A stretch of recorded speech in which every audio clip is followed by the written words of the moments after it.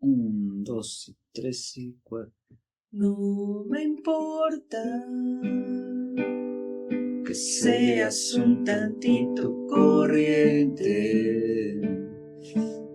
Total, yo me comporto un poquito indecente. Carcajadas me deleitas con tu gran sonrisa. Ante tremenda simpatía yo me rindo.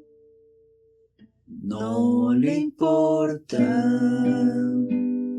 y le asusta, ella no disimula, pues ella no es de las que suelen pretender. Tal, ella solo vive aquí, en el presente.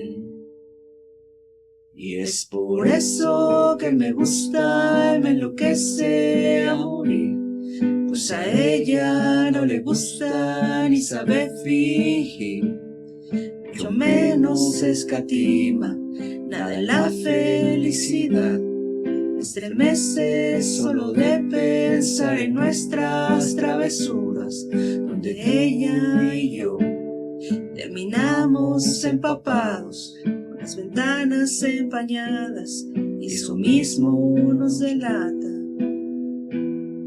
donde todo comenzó, lo que provocó este loco amor.